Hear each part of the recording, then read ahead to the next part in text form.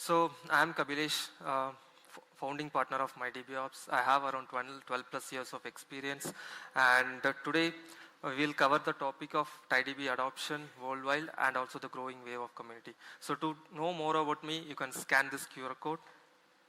Okay. So about Mydbops, this is the company I'm part of. So we are a trusted open source database partner for many of the enterprises. So this is Mydbops by number. We are into 8 plus years of operation. We have our more than 800 plus customers. We handle billions of transactions for our customers. And we manage around 6,000 plus of customers, servers. Majorly on this database technology such as MySQL, Mongo, Postgres, MariaDB, TiDB, and Cassandra. Okay. So now let's delve into the topic. So what is fueling these adoptions? From the morning you might have seen TiDB scalability issues. TiDB is solving the scalability issues which comes with MySQL. And here are some of the key enterprise customers and also the open source customers of TiDB. You can see Flipkart. Vaidi gave a great talk on how the journey of Flipkart began and where they are now with TiDB.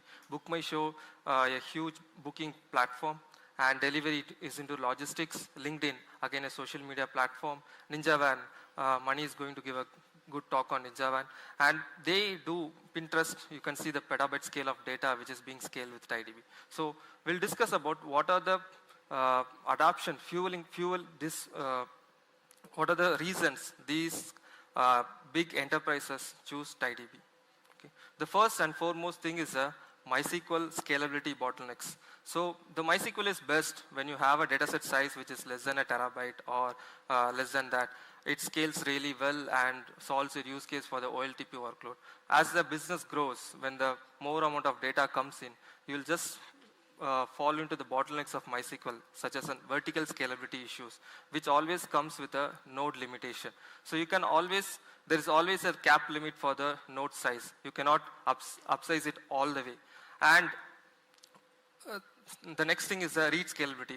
When the data grows, obviously you will just segregate your read workloads to your replica servers, or you might use an MySQL InnoDB cluster to scale the reads, segregate to failover and those things. But even with the InnoDB cluster or the MySQL replicas, the replication is always asynchronous in nature. So this leads to replication delays and also inconsistencies. For example, in a replica, there is a possibility that you can directly ingest the data into the replica, causing inconsistencies. And another important thing is schema changes. When your data set size grows beyond, let's say 500 GB, when you have a table of set size 500 GB, adding an index onto this particular table really is a pain.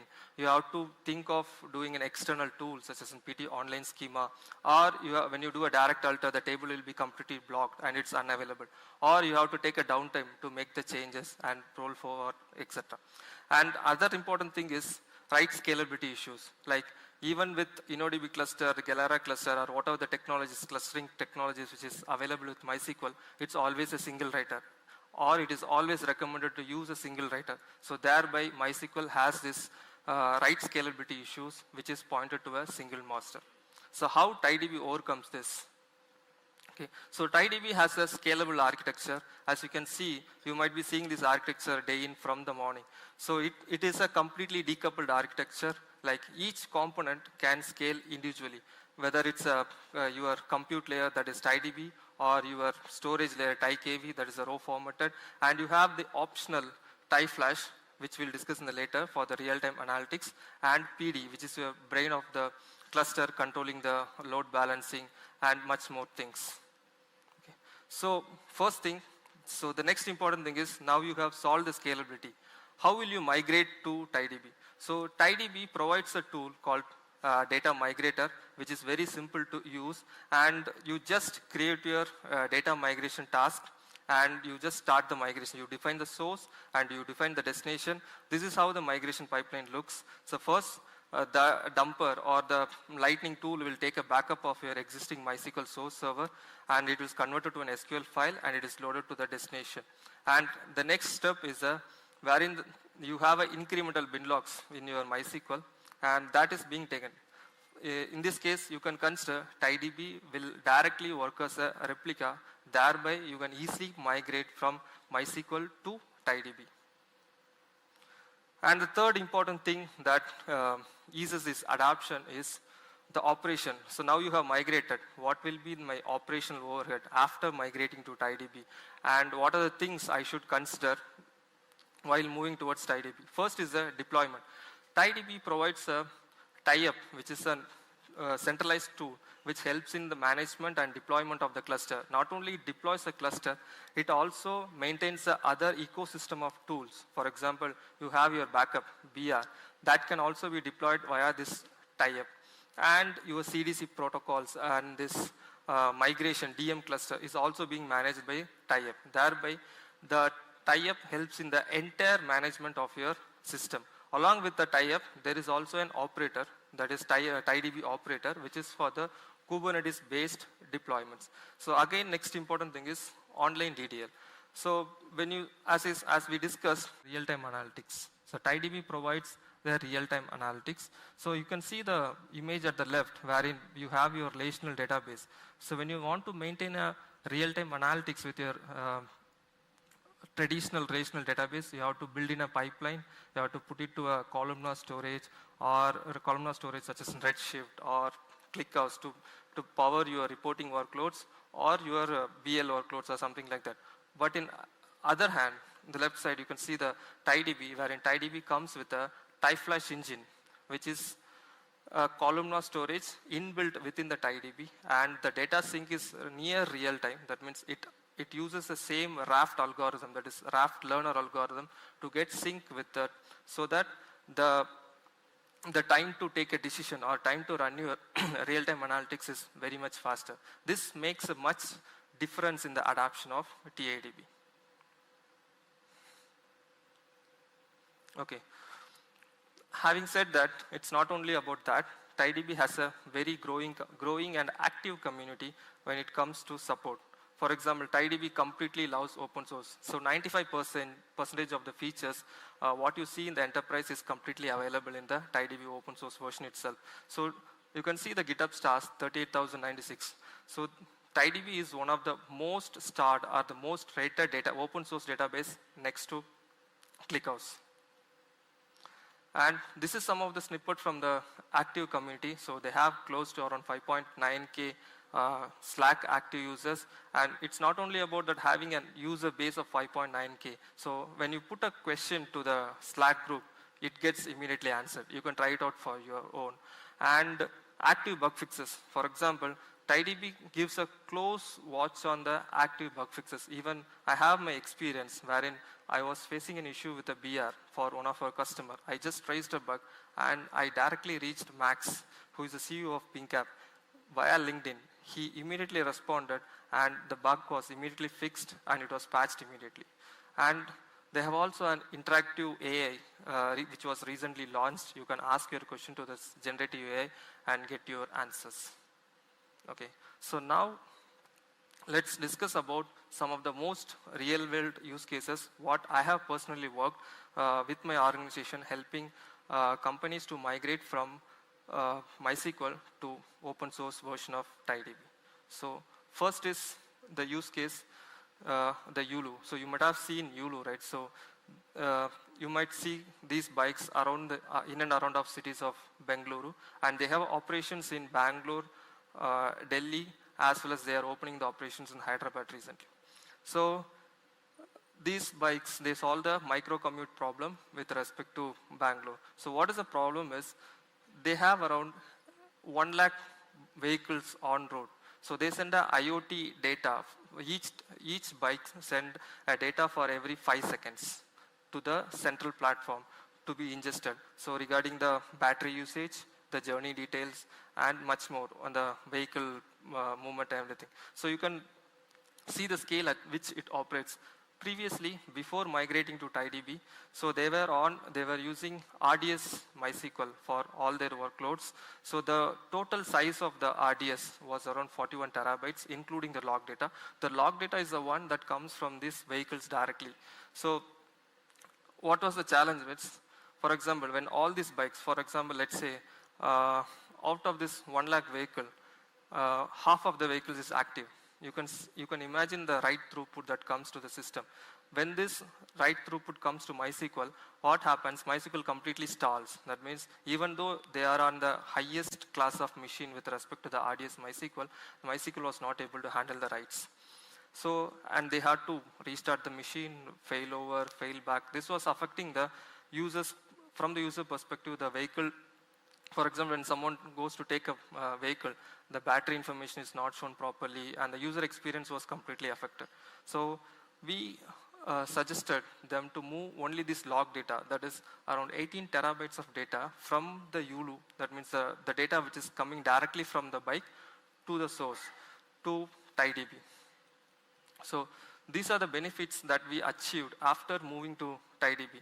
The write scalability was completely removed. That means the writes was completely distributed and the data ingestion was very much faster. For example, in MySQL, the data writes, each writes was taking around close to a second, wherein in TiDB it gets completed in 30 to 50 milliseconds.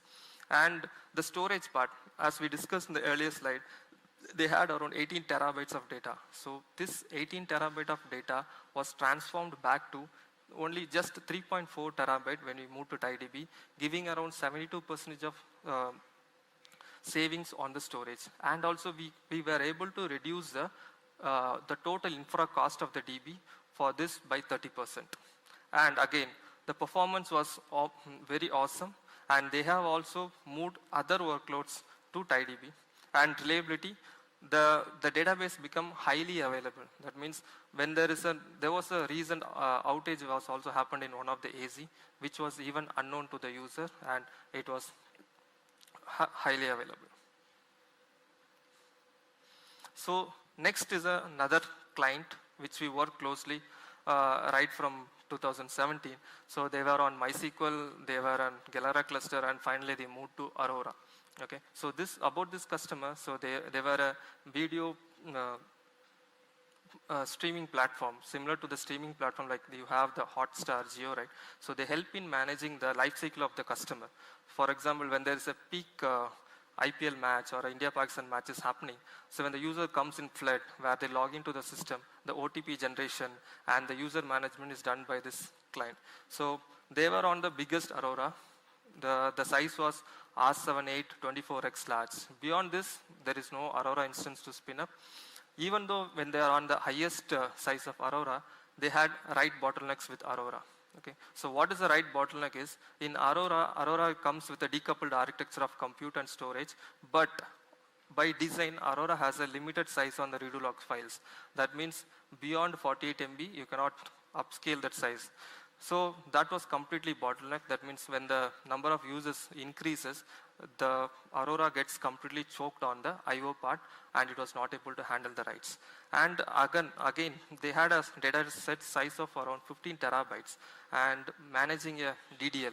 For example, when they have to do a DDL, it will be like an whole exercise. Like they have to completely take a downtime, they have to inform to their clients, make changes in the release management cycle, and take a downtime and do the DDL changes. And again, the cost was very heavy.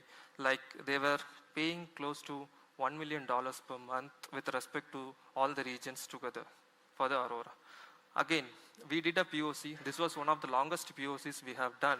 The POC was around 6 months. So we did the testing of Aurora. We did application testing, load testing, POCs, everything was done. And finally they certified. They were able to scale horizontally. And I'll just see this slide. So this was a peak scaling, what we have done for this customer.